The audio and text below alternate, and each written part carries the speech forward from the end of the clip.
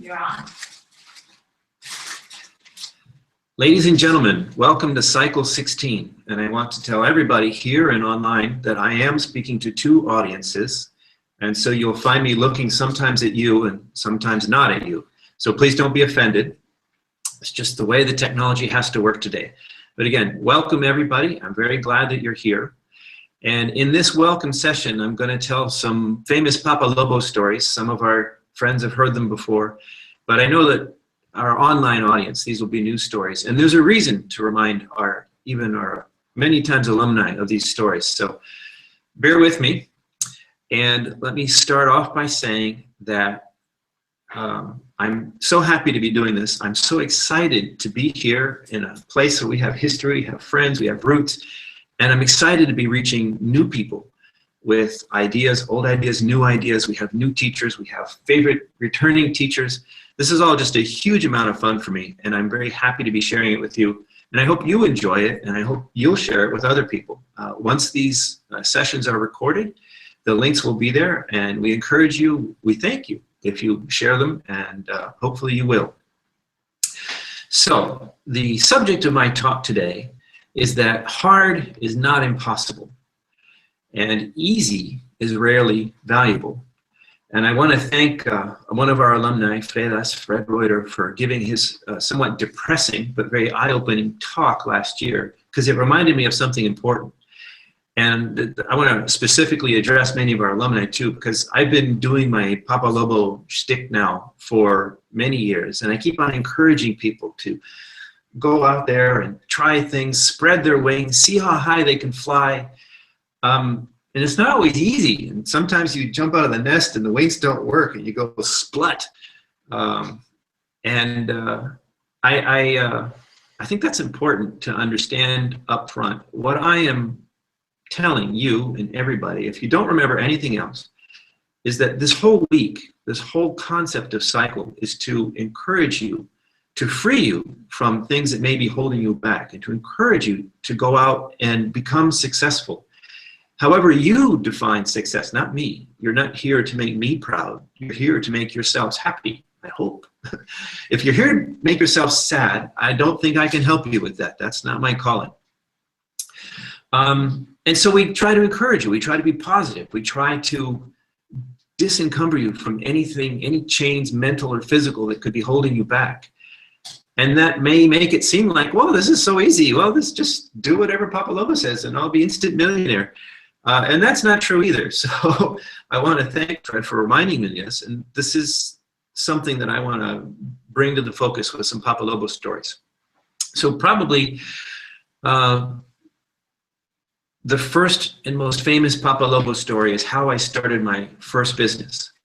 And the story of my first business is a little bit like if you ever saw the movie Pursuit of Happiness with Will Smith, where he's got his little boy and his wife leaves him and he's got no money and he's got a room full of x-ray equipment that nobody wants to buy.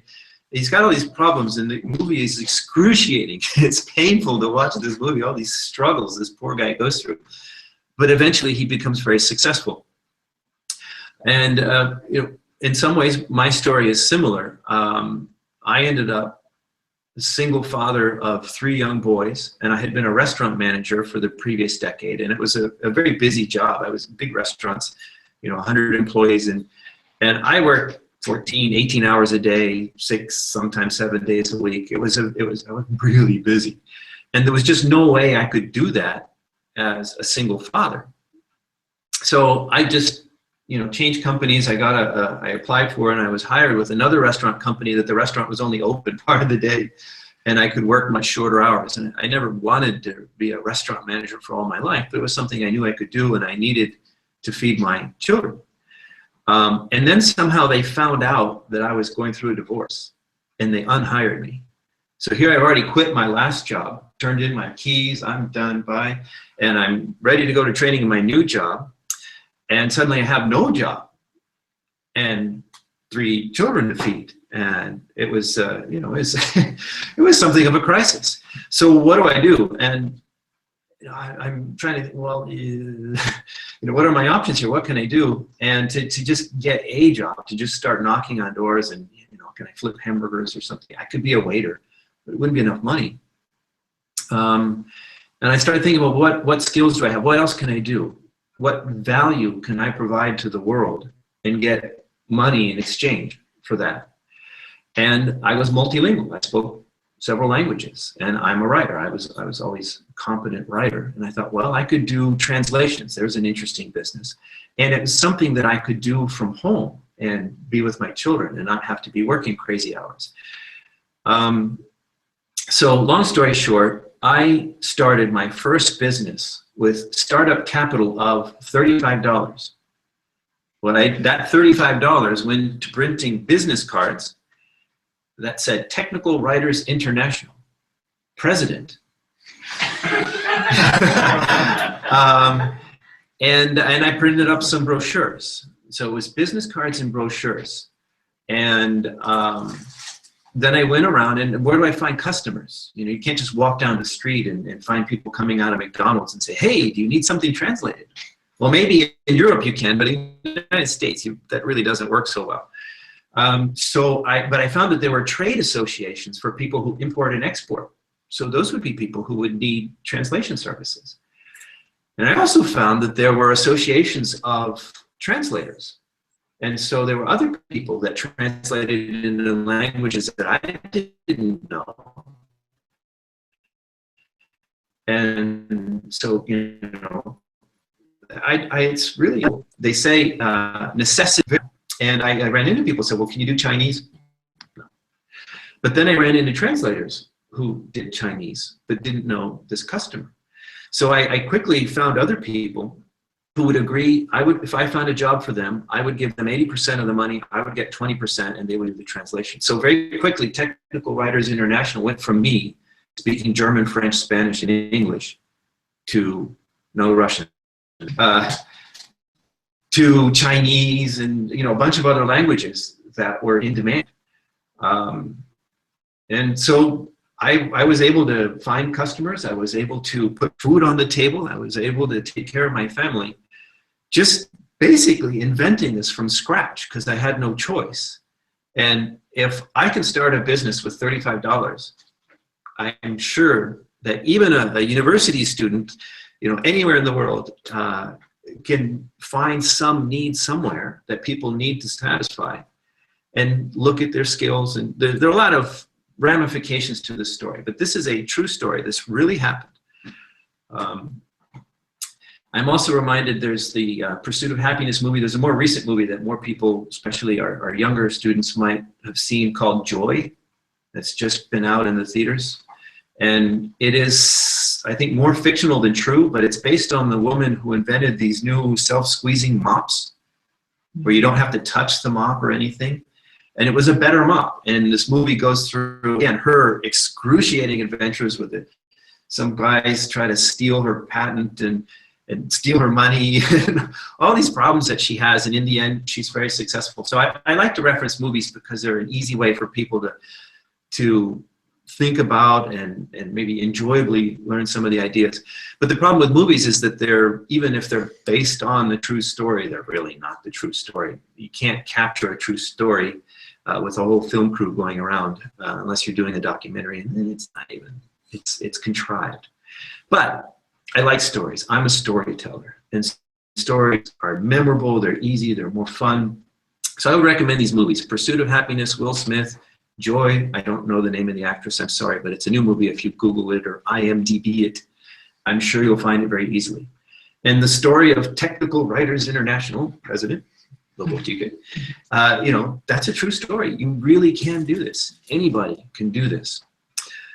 What if you're not multilingual? Or what if you're not a rocket scientist? What if you don't have some skill that you feel is particularly useful?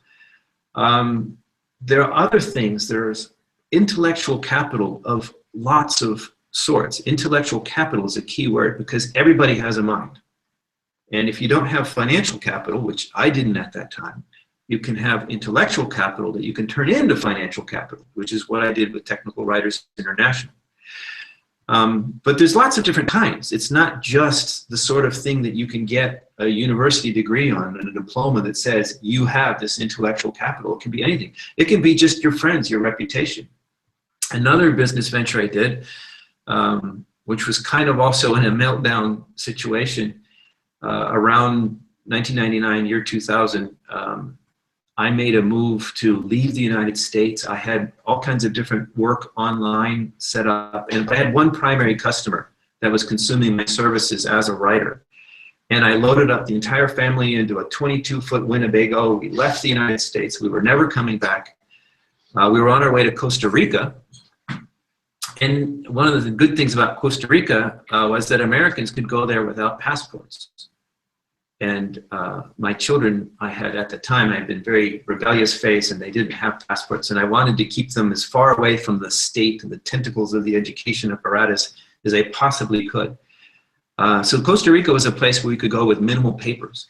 But on our way there, I had a disagreement with the people who were buying most of my writing, an ethical disagreement. So it wasn't something I could compromise on. And so there went my #1 contract. So suddenly I'm in Mexico now on my way to Costa Rica with 1/10 the income I had before. And Costa Rica changed the rules. They just at that time, if you were under 16, you had to have a passport. They were worried about kidnapping, trafficking in children, and so on. So most of my income went away, and I couldn't go to where I intended to go, where I had set up a place to be and everything, because I couldn't go there with my children. I had 5 by this time. No, that was 4. Sorry. I'm trying to keep the stories true here. It was 4 at this time. 1 more was soon to be on the way. So what do? At the time, and Technical Writers International 2 didn't seem like a good idea. But I did have a lot of friends in the pro-freedom movement. And I was known by this time as a political writer, even as a fiction writer. I wrote a book very cleverly called Y2K, the Millennium Bug. It was a work of fiction about the Y2K computer scare crashing the world. It was lots of fun. So I was fairly well known at that time as a writer, and I thought, well, I would much rather be writing on these things that I care about and believe in than just translating technical documentation. So I put together a business plan. And the idea was to start a magazine. It was called Doing Freedom.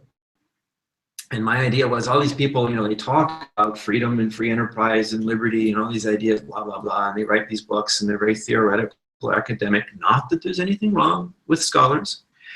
But there was a deficit, there was a need, there was a scarcity of real actionable information. Okay, I want to be freer. How do I do this? How do I unsubscribe from usa.gov or lt.gov? It's easier said than done. So I perceived there to be a need, I perceived there to be an audience, and I had skill to write, and I had some experience in this. So I started a magazine, I created a business plan, and I found investors. And I'm in the middle of Mexico with a Winnebago full of kids and my little dial-up modem internet connection. But I convinced people around the world to give me on the order of $10,000 to start my magazine, which for an internet magazine is pretty good capital. You could pay for servers for a long time with that. The writing I would do mostly myself. My costs were very low. Basically, what they were doing was agreeing to feed me and my family for a year or so, which is cheap in Mexico, while I created this magazine. I think I vastly, hugely, enormously perhaps overestimated my audience's size. There were people who were really excited about doingfreedom.com. It was a great magazine for 12 people. Maybe 20, I don't know. So that didn't really work so well in the end. But the point of the story is that, again, I'm here in a kind of situation. This is a technical psychological term, an situation.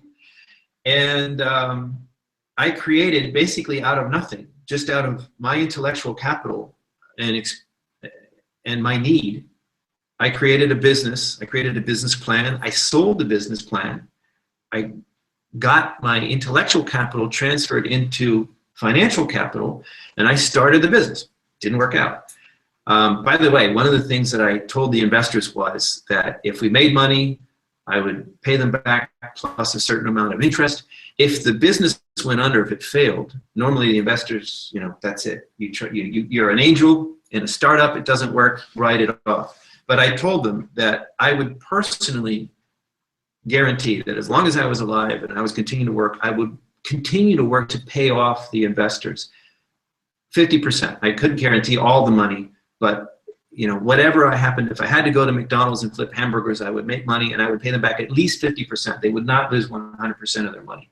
And I think this is one reason why people were willing to invest. I had to give them something more than normal because I was asking them to do something very unnormal. I'm already, for most of them, not in the country. I'm traveling in a Winnebago in Central America somewhere, and I'm asking them to send me money.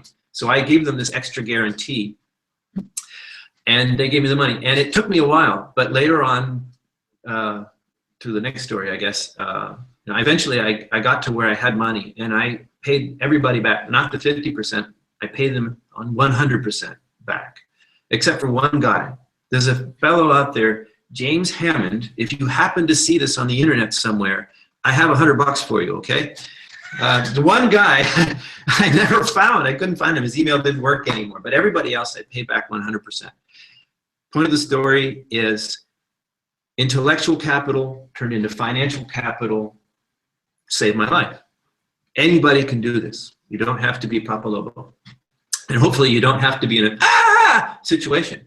It's much better, you're in a much more creative and comfortable space to think of ideas before you get to that stage.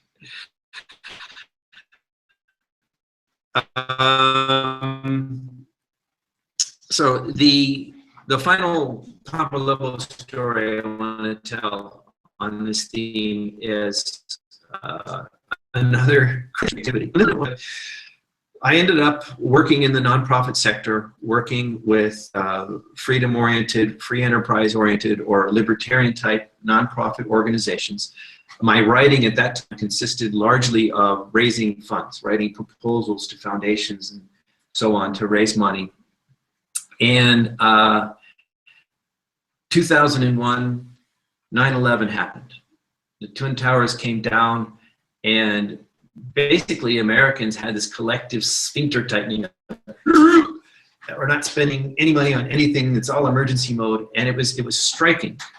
2001 happens, and donations to nonprofits, or at least these kind of nonprofits, they just went to like zero. And if you have a budget, you know, you're even a modest budget, you can cut it back. You can tighten your belt as much as you can. But if and suppose you say, oh, I'm going to spend half of what I spent last year. I'm going to be really tight on my budget. But your income goes to zero or close to zero. It doesn't matter. You're still in trouble. So I ended up in the only nonprofit bankruptcy situation I've ever heard of. And then I ended up working on a small nonprofit project called Bureau Crash. And then I ended up clashing with my only other coworker at that time. This is getting off the point of the story. But I ended up basically with nothing. And the thing about this at the end of the story was I was in an impossible situation where I was clashing with the guy I was working with. And the organization could continue with him working and not me. They could find somebody else to raise money and write proposals. But it could not continue without him. So rather than conflict, I quit. At this time, I had no savings. I had credit card debt up to the ceiling. I had 5 children. This time they were 5.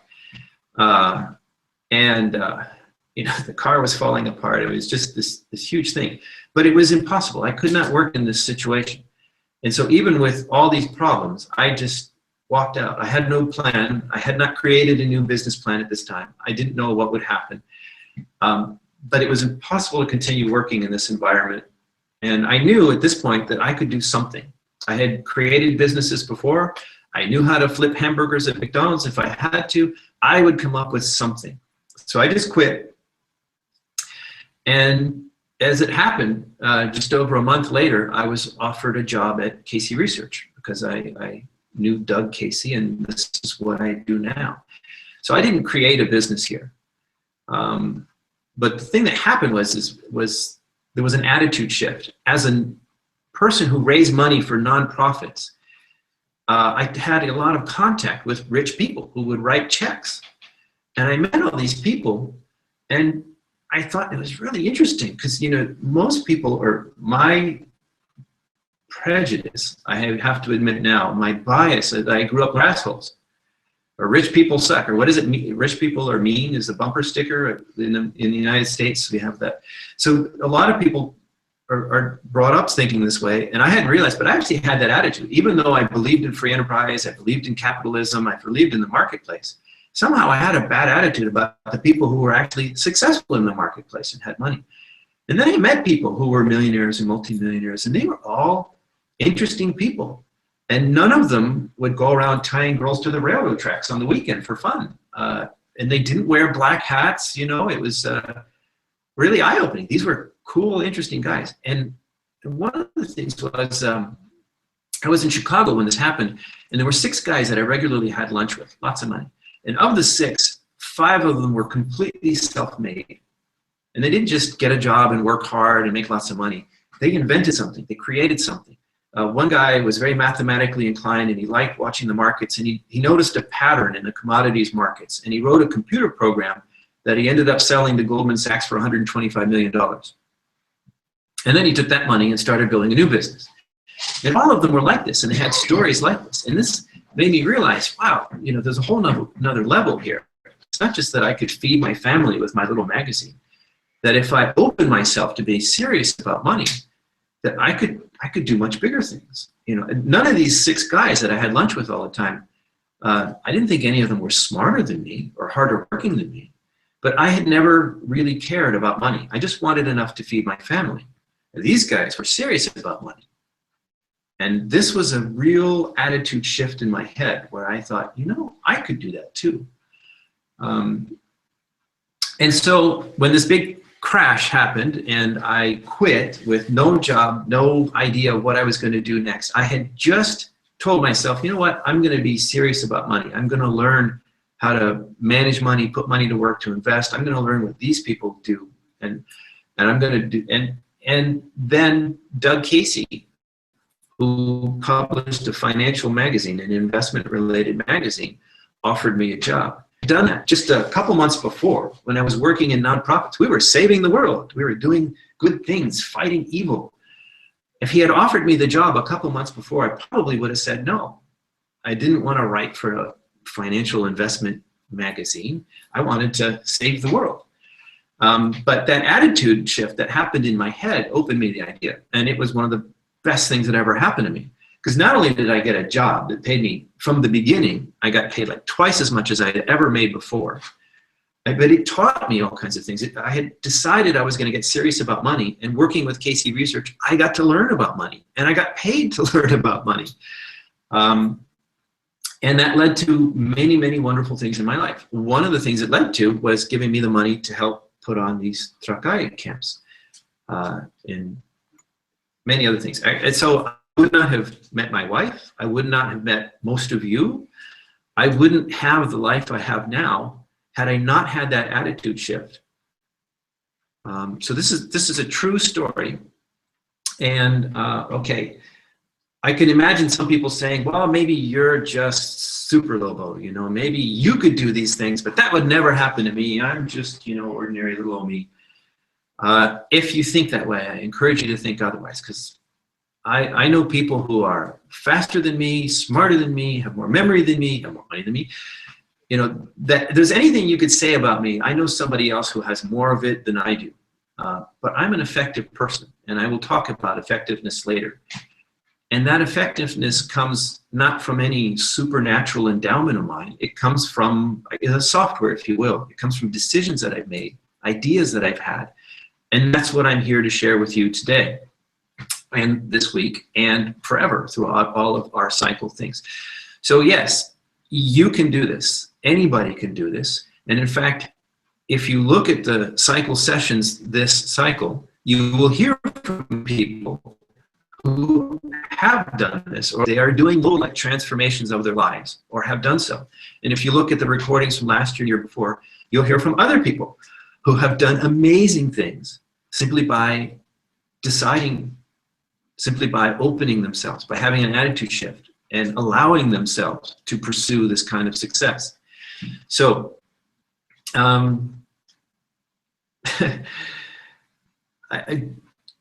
main point is, this isn't just me. I'm not bragging. I'm a fairly ordinary guy in many ways, And I truly, honestly believe that anybody could do what I have done.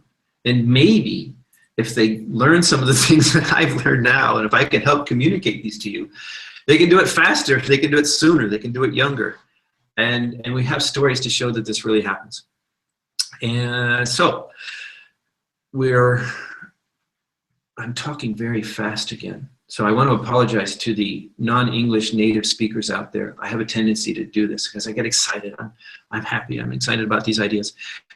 So let me slow it down and say, in addition to the stories that you've heard, there's another story that I like a lot from one of my very first talks. There's a student, her name is Natalia, we call her Nata, and she was like poor, starving Belarusian college student, not really starving, but this was a person from the village who had very little financial capital and but got excited by the ideas and started thinking about it. And I remember giving one of these talks early on, and there were a lot of Belarusians in the audience. I didn't know a lot about Belarus, but I knew that the capital was Minsk. And so I tried to say, well, what would I do if I was a Belarusian college student? And I tried to give them an example. And the example was, I held up a map, and I said, if I was a Belarusian, I would look at real estate around Minsk. There's one capital, and if there's one thing you know about real estate anywhere in the world, and governments and countries and cities, there's one lesson that runs through all of this, and that is a nation's capital always gets bigger. Government always tries to get bigger. And okay, if it's the fall of Rome, Rome got smaller. But that's a 1,000-year event. Generally speaking, governments always get bigger. And if you're outside of the current expensive area, you can get cheap real estate. And in the case of Belarus, I wasn't a Belarus expert, but I understood that outside of Minsk, it was potato farms and forest and not much else. So my advice was I would look at a map. I never really looked at a map in detail, so I couldn't tell people where to do these things. But I said I would look at a map, and I would look at where the roads that go across the country go through Minsk. And I would look at really cheap land right outside of the capital, a potato farm that was near a road. And it turns out there's a road that goes from Warsaw, Poland to Moscow, and it goes right through Minsk. And this is where the city is going to grow first. It's where it's going to go fastest, and the real estate is going to become more expensive. So here's an idea. Take it away. It's free for you to use if you want. And I gave this idea, and Natita, she actually found a little Belarusian village house that was on sale for like $1,000 with I don't know how many sotuk of land. A sotuk is a very strange Russian measure of land. For everybody non-Russian, don't even worry about it. I have no idea what a sotuk is, but it's less than a hectare by a large margin. You need a bunch of sotuks to get a hectare. But anyway, so weird little village house, but $1,000. It's a house on land. It was nothing. And it turned out that the government was, they had tax incentives for people who were trying to encourage rural tourism and things. It was a very funny adventure. It didn't work. In the end, the village house is still there, and it wasn't on the road to Moscow. But she learned a lot from that, and she started another business based on what she learned on the first one, and it was a very successful business. So this is a concrete example. What I like about this one is that it was at a time where the country was really held back, and a lot of people were saying, well, it's easy for you to say you're American. In Belarus, we've got this really difficult government. We've got dictator. We've got. This is about the last place the average person, not Belarusian, would think of going to start a business. And this student with very easy starter money. I mean, most people, even if you don't have $1,000 in your pocket, most people can go to friends and family and raise that kind of money if you have an idea. And even if that initial idea didn't work out, the learning that she got from it resulted in a tourist business. Remember the tax incentive tourism thing? This led to a tourist business, which led to her having enough money to get a nice flat in Minsk with several rooms and stuff. There are further adventures in the Nata story we won't won't get into. But this is a true story of somebody who started with an idea and turned it into a reality, better. Why? Why bother? What if I don't want to be successful? What if I just want to stay at home? I want to be a couch potato, professional couch potato. Well, remember one thing. When I said I want to help you to be successful, it wasn't successful according to me. You know, you don't have to go out, you know, Sergey, I don't want to speak to you again until you make $1 million. Come back after you make your first $1 million. Otherwise, I'm not answering the phone. It's not the plan. And if your idea of success is to be the most loving and empowering and mother possible, I would support that. But I wouldn't want you to slouch into it, or I wouldn't want you to think that you're going to be the best mother in the world by accident. I would encourage you to read books, and I would encourage you to babysit other people's children. You know, find out what these little monsters are really like. I love my little monsters. But success and excellence is not a one-size-fits-all thing. It's an entirely individual thing. In fact, if there's 7 billion people on the planet, there are 7 billion different definitions of success. And I want to encourage you to all not only believe that success is possible, but that your success is possible, that you can reach out for it. And now,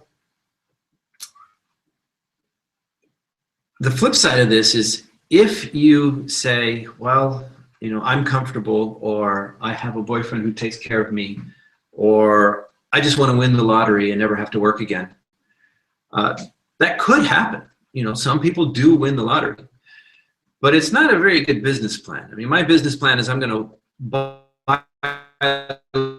lottery tickets until I win too much. Or if my business plan is I'm going to marry a beautiful heiress of an ancient European family who has millions and billions of euros, and I'm just going to be her playboy.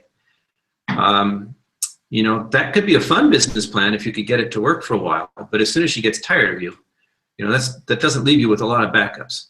What I'm trying to say is, if you don't pursue your own kind of excellence, whatever your own vision of excellence is, if you don't pursue that, if you don't become excellent and pursue success on your own terms, you will not stand out. You will be like everybody else. You'll be one of the crowd. Now, maybe that's not a bad thing. Maybe you don't want to stand out from the crowd. But the thing about this is, it's an economics thing. You know, this is economics and entrepreneurship is what we talk about. And economics, things are more valuable if they're more scarce. Grains of sand are not terribly valuable. Diamonds are. Grains of sand are easy to find. Diamonds aren't. So if your business plan or if your ideal life is to just go put whatever least amount, you're actually strategically at a disadvantage. You're setting yourself up to be normal. And that's not evil, but it is dangerous. It can lead to dependency. It can lead to lack of options. It can lead to, when you get to the moment, which does happen to almost everybody, it can lead to a lack of options. It can freeze you up. There is no scarcity in being average. Now, by definition, not everybody can be above average. I mean, if everybody strives for excellence, the average will go higher. And actually, this would be a wonderful thing. Our whole world would be a richer and more rewarding place to live in. But the way the world is right now, we all know that's not going to happen, at least not tomorrow. And I don't want to beat this to death, but I want to say that, again, there is no scarcity in being mundane, in being normal, in following the path of least resistance. There is power, there is joy, there is satisfaction, pursuit of happiness and joy in becoming excellent, in reaching for success, however you define it, whatever kind of success you want to have. The path of least resistance is what most people pursue. It's the default. The default settings on your OS is to just follow the path of least resistance. But that, by definition, is what everybody does. So you end up where everybody anybody else is. And therefore, you are not a scarce commodity. You are not a scarce economic factor. So the key idea is value for you in whatever kind of future you want to pursue, in avoiding the path of least resistance, in looking for excellence. For speakers have talked about this in the past, in the future. Doug Casey is famous for telling people to go somewhere else. Just leave Lithuania or Belarus or the United States, or go somewhere else, and just by virtue of being different, you'll have new opportunities. This is the kind of thing that I'm talking about. Path of least resistance leads to mediocrity. Success is possible. If I can do it, you can do it. If Nata can do it, anybody can do it. And it's not just me, it's the other speakers that you'll hear from.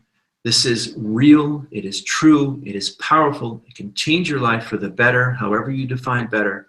And I encourage everybody to embrace this attitude change.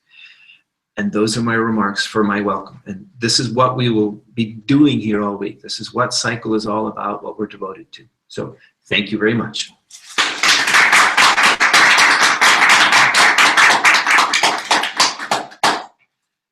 So we have a little bit of time for questions. Do we have any questions? Yes. Why the name Cycle? What does it mean? Why the name Cycle?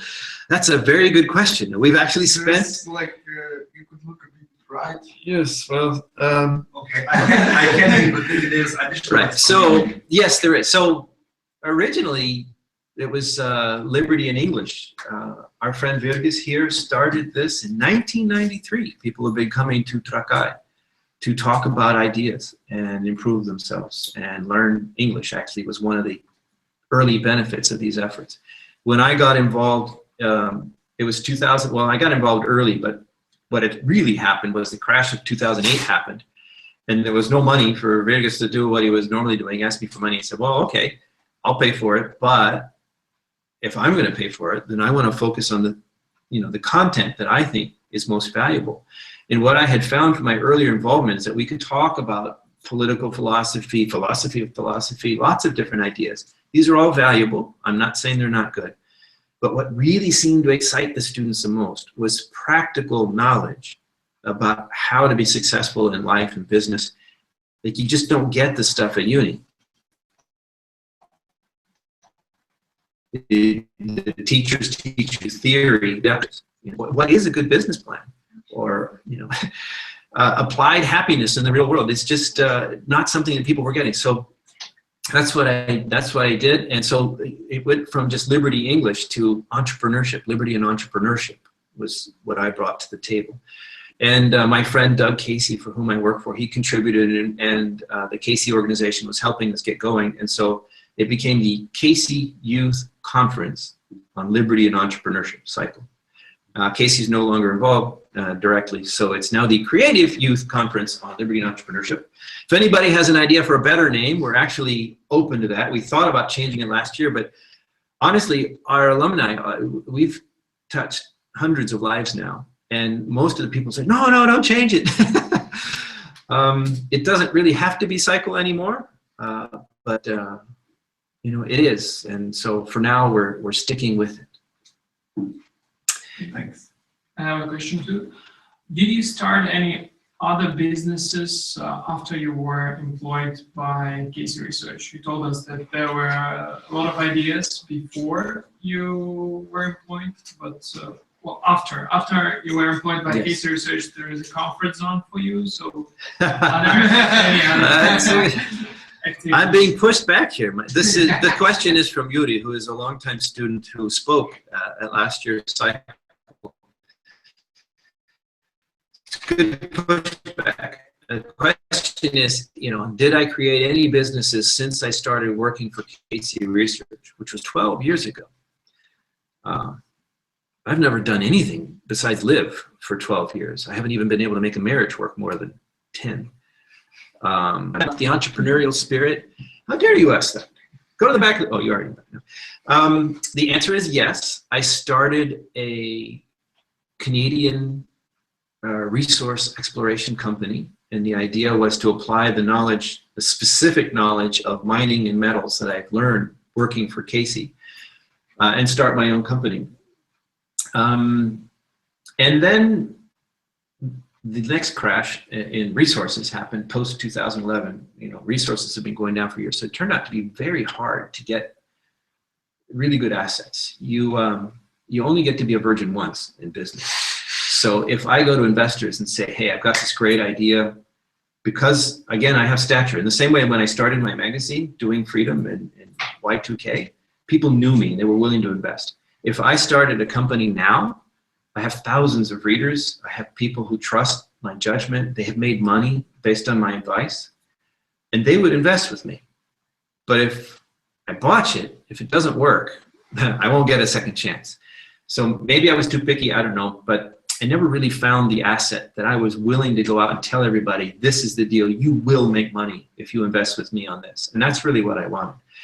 And then there was a change in ownership at Casey Research, and I'm currently contractually barred from running any other businesses or working for anybody else. So I had to close down that company and give up on that idea for now. But I have other ideas. And in fact, one thing that I'm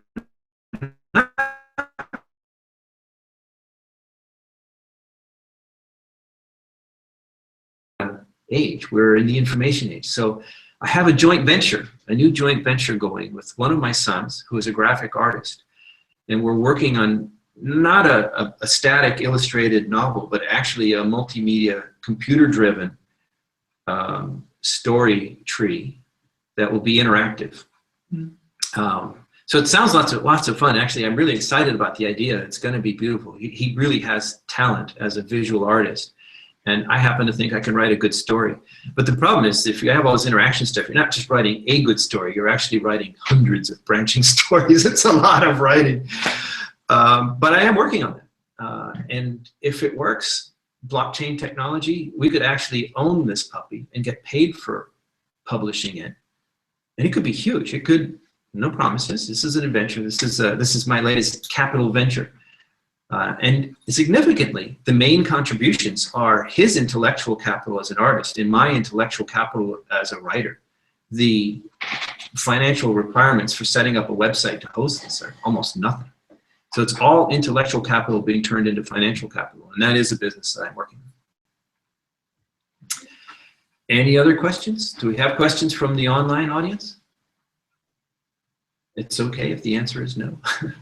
Yes. I have a question. So what happens, what do you do when you hit the wall? What do you have seen successful people around you in mining business? It doesn't matter what. What do they do once they experience problems and you have lack of motivation?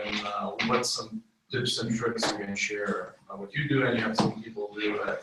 Yeah, that's, this may sound a little self-helpy or cliche, but sometimes cliches are true or based on a truth.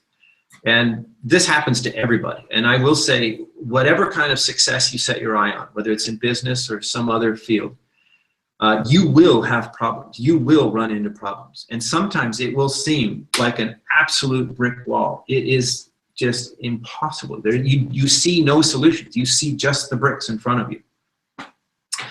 And it's a very common story. If you read biographies of the Rockefellers of the world and other successful billionaires, or you talk to people like I did, these 6 guys in Chicago, or if you sit down and talk to Doug Casey, or if you ask questions of Rick Wool when he comes on, or if you even read about Donald Trump, you know, how many times has he been broke?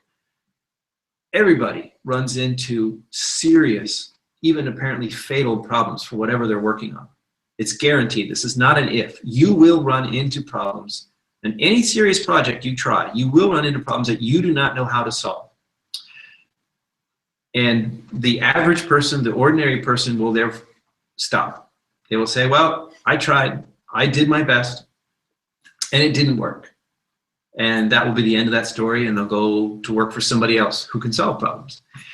I can't give you a one answer that will solve every problem, obviously, or even a path or a broad general indication of how you go about solving problems, because there's so many infinite kinds of problems. But I can say that I think at the heart of all this It's really about attitude, because there's people that run into that brick wall and they scrabble around and they see nothing.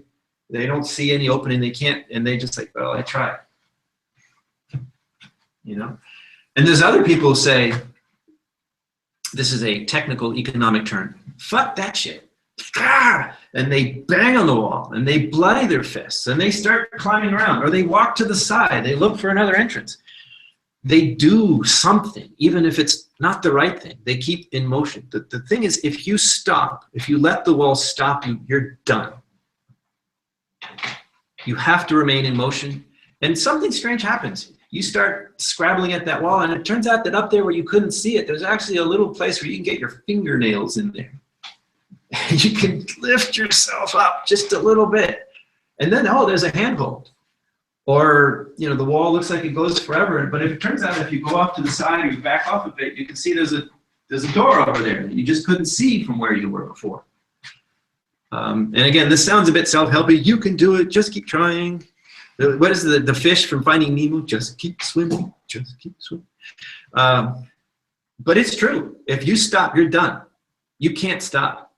And winners, successful people, they're people who just, you know, picked up their hammer and their nails and kept building or kept doing whatever it was that they were up against. And as long as you do that, there's a chance that you will find the answer. There is no chance if you stop. Okay, we have just, do we have any more questions? We have one online question from Dimitri. Okay. It's in Belarus right now. Question from Dimitri. Am I looking for projects in Belarus right now? The answer, well, am I, or do I know anybody who is? As I just mentioned in response to the earlier question, I am barred from going into any, you know, other employment situations or any things. Would I consider an investment in Belarus? Yes, I would. Do I know other people who would consider an investment in Belarus? Yes, I do. But the investment would have to be remarkable, because as much as I love my Belarusian friends, the government there is not the friendliest government to business. And even if you have success, there is a non-zero chance that the government may decide to change the rules, change the regulations, or just expropriate you. This has happened. They're not the worst in that regard, but it has happened. So the proposition needs to be like a real no-brainer. It needs to be, you know, for sale 10 cents on the dollar, so dirt cheap that, you know, what the heck, it's worth a try. And this is actually a good question for people in other places. If you're in Myanmar, or if you're tuning in from Bangladesh, or you know, anywhere in the world, it may seem like, well, nobody will invest here.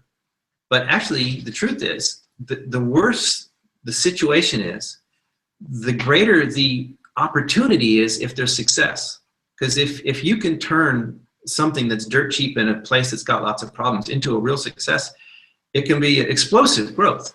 And it is possible to find, you know, these are the venture of venture capitalists who will invest in such places, but the terms need to be so attractive that, you know, that it, you know, the reward has to be commensurate with the risk, but it is possible.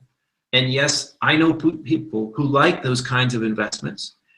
And you know me now. You know how to reach me. If you've got an idea that has super leverage to a crisis environment, I know people who could be interested in that. We have a question from William Liston. Do you have a daily routine or any kind of ritual that help you?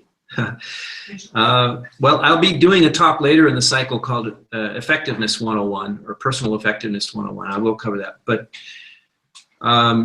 the short answer to your question right now is yes and no. I did learn some habits, and that started with a structure, a routine, or a ritual, as you say. I've internalized that now. It's gotten to the point where I wake up in the morning and my brain just starts doing the things that I used to do on paper and pencil and so on.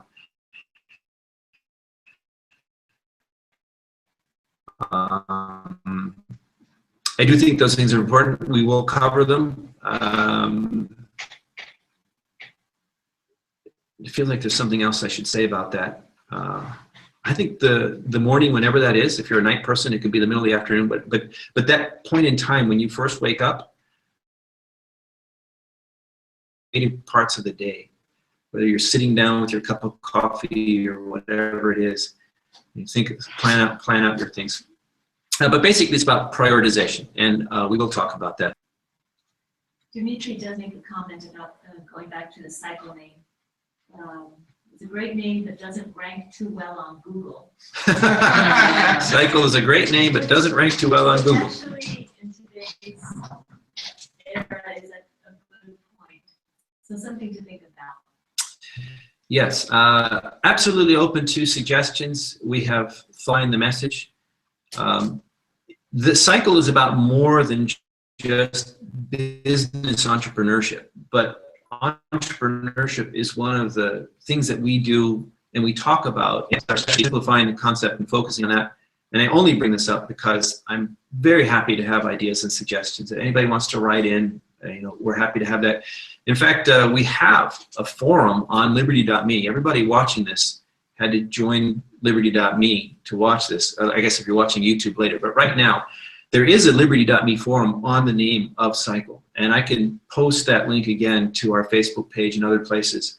I'm very happy to have this conversation again because we want to do better. We're doing something valuable here, I hope. The fact that some of you people have come back multiple times to hear me tell my Papa Lobo stories tells me that there's value here, and I would like to share this with as many people around the world as possible.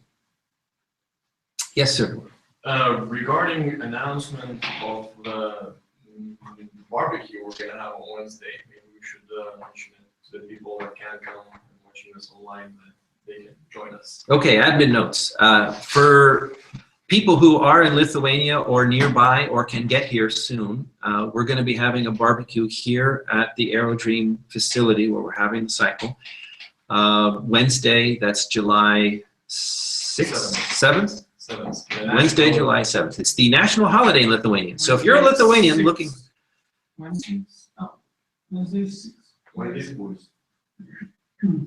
Wednesday, whenever Wednesday is. The 6th. Okay, so we're having a barbecue. Other admin notes. Anybody who's watching this, anybody who's out there, we have room. We welcome everybody. Remember that each of these sessions has a separate link. If you have registered, if you're watching online, I'm going to stop talking very soon, I promise. And you can't wait for the next person to come on and talk in the same place. You need to click on the next link for the next session. And each of the sessions will be like that. Okay, we have a few minutes left, but I don't have to keep talking if we're done. But if we have more. Mention the next show would be Wolf on Lair.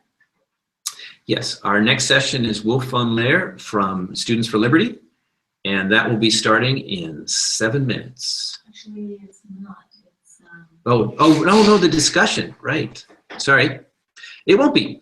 He's on at 5 o'clock Lithuanian time. So yeah, we actually have plenty of time for more discussion if you want, but again, we don't have to talk if we're done. This was the welcome introductory session. Anybody have any more questions? I may be the last one. Okay. During your travels in America and to Mexico as well, it seems like you have learned a lot, obviously, just about life in general. But again, learning about you just from your story, you were not, you were very busy, an active person even before travel. Maybe you can elaborate a little bit more what you would have learned during those travels. And even before some of these stories, I had already learned something. And I guess that's not going to be covered in any of the other sessions. So that's an interesting question. Let me rephrase it a little bit or take a sideways look at it. I think to the degree that I am different from many other people that I've met, and particularly having been born in the United States and growing up as an American where most people never learn anything besides English, is that my mother is from Mexico and I was brought up bilingual, Spanish and English. And this was no great achievement of mine, it's just the way I was brought up, right? It just happened. But I have long thought that being bilingual gave me a mental flexibility of a very fundamental kind. This isn't like just an idea that I had, it's deeper than that. If I grew up speaking only English, this is a glass. That's what it is. But if I grew up speaking several different languages, it is what it is, this thing you drink out of. And in English, it's a glass. And in Spanish, it's a vaso. And in Russian, stakan, and whatever. But that's a very different way of thinking about reality, that things are what they are, and they happen to have labels in different languages, as opposed to having the language that you grew up with shape all your thoughts. And some languages have a lot of historical, cultural baggage. They have, you know, a sexist bias in a lot of cases, or they have assumptions about the world built into the definitions of words. And you escape that a little bit by being in different places and traveling and having different ideas. So for our European friends and other audiences in other places, I mean, being bilingual or multilingual is not really that unusual. So this is good news. If you're multilingual, maybe you could make Technical Writers International too if you wanted to. But I do think that there's something there. And I can tell a quick story that's not a Papa Lobo story. I met a guy who was a really interesting, successful libertarian I knew in North Carolina. And libertarians, whenever they get together, they always ask, well, how did you find these ideas? And 80% of the time is, I read Ayn Rand. And that's how they ended up thinking about these ideas. But this guy wasn't like that. He didn't come at it from Ayn Rand. He didn't come at it because he was a Republican who got tired of having policemen in the bedroom, or he didn't come at it because he was a Democrat who got tired of the government taking all his money. He was just this guy. He was this is sort of before the day of IT guys. He was a technical guy who worked for the phone company, working on these giant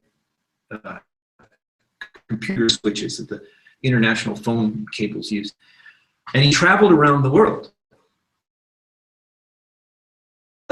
He goes to Costa Rica, and there's no army. None. I mean, they don't have a national army at all. It just doesn't exist there. It's like, wow, that's weird. I mean, how can you not have an army? Everybody has an army. What if somebody invades you? They don't have one. They just decided they don't need one. And then he goes to Switzerland. He's driving along, and he sees a sign that says, end of speed limit. What? No speed limit? I mean, really? You know, I can go faster now? No, but, you know, how can you not have a speed limit? You know, if you're growing up in a place where there's just speed limits everywhere, that's just the way it is. The idea of no speed, how could that happen? And everywhere he went, he discovered there's something that he assumed that you had to have a law or a regulation, some kind of rule. The government had to take care of this. And there's somewhere in the world where that's not true, where the people just do it on their own. It's self-regulating, or it's just completely free. And so he came back to the United States, as he told me the story, and he said, wow, that's really interesting. So what's the political party that wants to bring this kind of freedom and get the government out of doing all these things it doesn't have to do? And he didn't know, so he called up the Republicans and he asked them, well, what do you believe in? No, that's not it. Called up the Democrats, what do you believe in? They didn't believe in anything. Hung that up. He called up the Libertarians, what do you believe in? Oh, I'm a Libertarian. And it just came about from travel. No books, nothing, just from travel. So, not a Papa Lobo story. We have another question from online? Dimitri is asking, you probably are sent hundreds of investment plans a year, most of them useless. How do you sort them out? And how much time do you spend on each plan? You may want to repeat that. Right. So the question is, I must get lots of business plans all year long, or ideas, and how do I sort, how to decide which ones are any good? And as luck would have it, one of my talks this cycle is Business Plans 101. So I will be answering this question in some depth, but I will give you a quick sneak preview, if you will, and I will say there's two things I look at immediately. And I never read a business plan from front to back, and I don't know anybody who does. The first thing I do is I go to the back and I look at the financial performance. And, you know, there's a very, you know, the last, it's funny that this is usually, sometimes it's even an appendix. It's not even part of the plan. It's just like, you know, this appendix or something. But the first thing I do is I go look at the financials. Because if the thing is bullshit, this is a technical term here.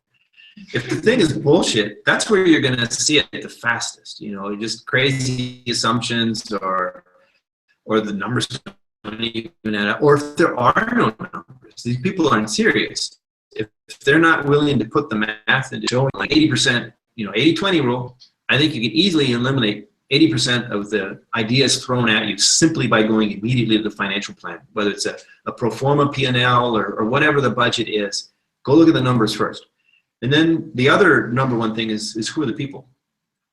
And in my business of evaluating resource investment, mining companies and so on, the people are absolutely huge. Because you can have the best mineral deposit in the world, you know, a big giant gold deposit or something, and the wrong people can screw it up. The wrong people can have acrimonious relationships with the locals and get them all up in arms, and then your project gets frozen because the Indians are, you know, protesting, or what? Sorry, First Nations. The First Nations are protesting now, or whatever. So having the right people is important. And this, by the way, does not mean that you need to be afraid of, I'm just a college student or just out of uni and I don't have a big, long bio. That's okay, depending on the idea and so on. We'll talk more about this when we talk about business plans. But having people that you can believe in, or at least be reasonably assured are not crooked, is important, and having a financial plan that makes sense is important. And if those things come together, then I'm more interested. Well, let's look at the idea. All right, we don't have any more questions here. All right then. Okay. This has been fun. Something else, Eddie? No. You're just stretching. Okay.